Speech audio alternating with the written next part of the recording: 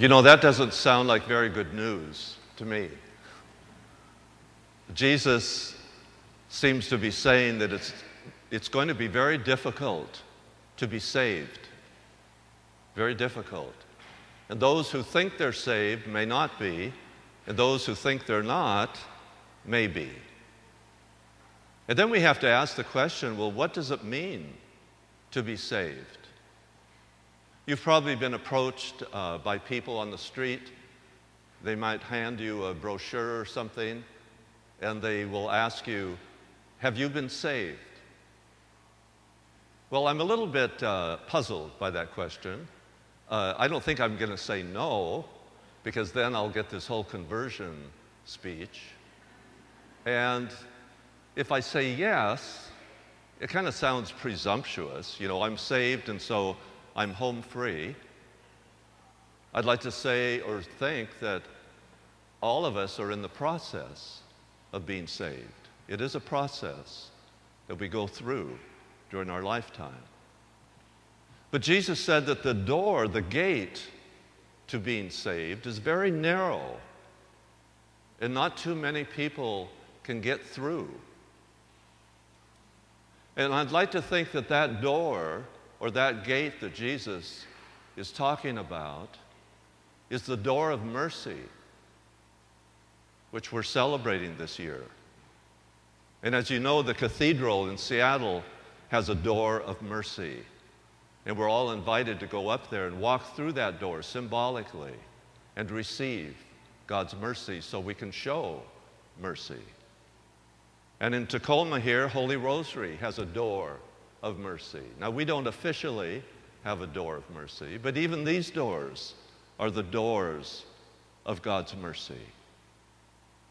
And so it looks easy, doesn't it?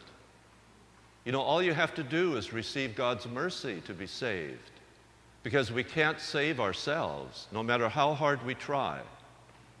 Matter of fact, if we look at the world today, if we just read the paper or watch the news, you kind of wonder, yeah, can God save this? We can't save it.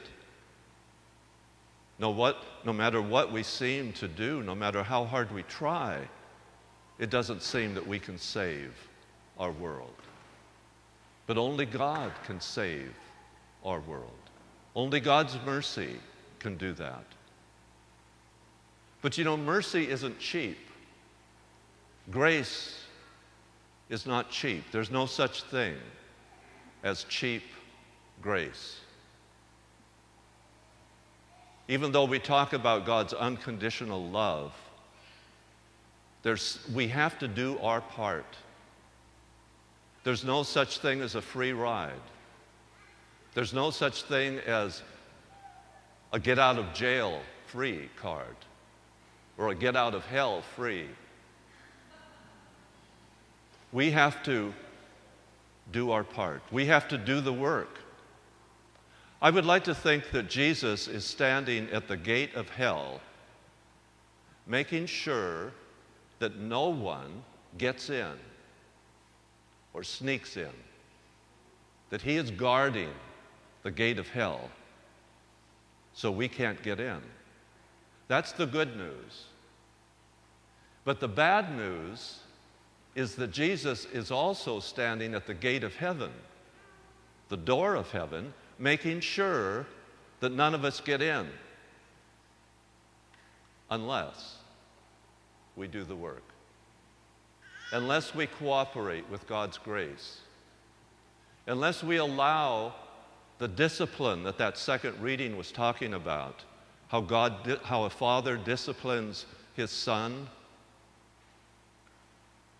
If we allow God to discipline us by the suffering and the trials that we go through, that we're willing to accept the cost of being saved.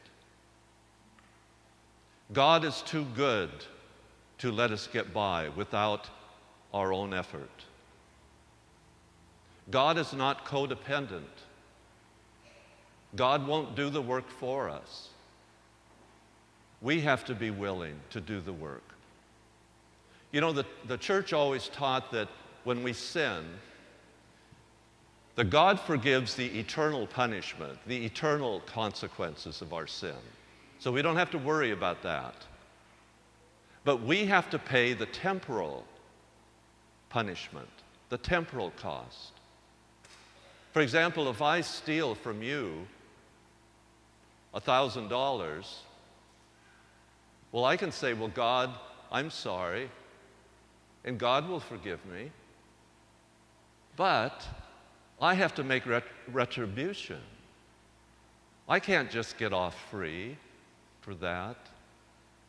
And so God holds us responsible also to make retribution as best we can. You know, there's always that controversy between, are we saved by faith or are we saved by works? And the stereotype is the Catholics think that we're saved by work. You know, we have to gain indulgences, we have to beg God to forgive us and so forth. Well, that's kind of a stereotype of Catholics. And the stereotype sometimes of non-Catholics is it's God's grace, it's God's, you know, it's just faith that saves us. But you know, it's really both. It is faith, it is grace that saves us.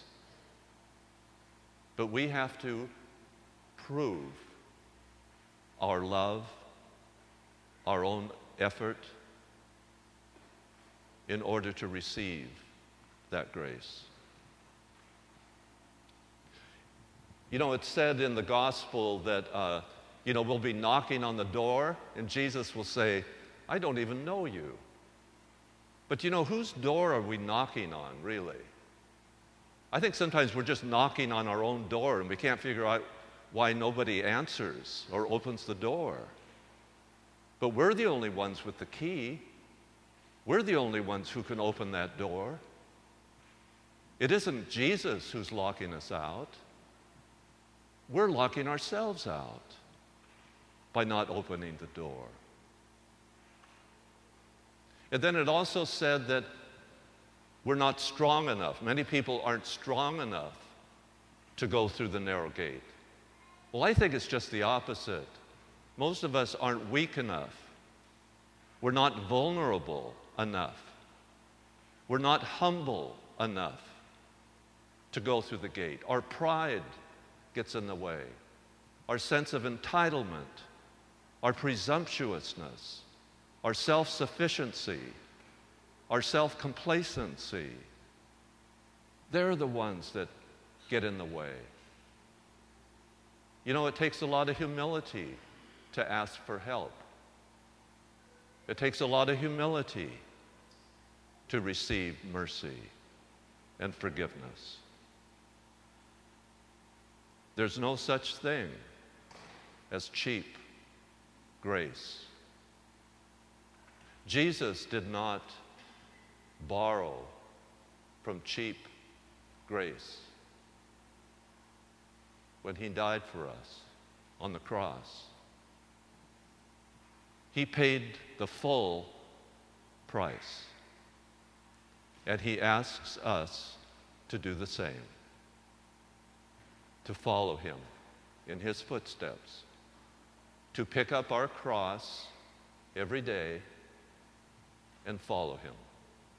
And that's what we celebrate in the Eucharist.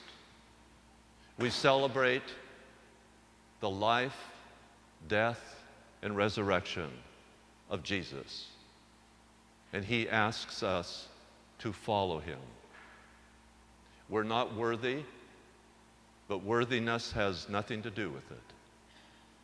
Even as we come up for communion, we say, Lord, I am not worthy to enter under your roof, but only say the word, and my soul shall be healed.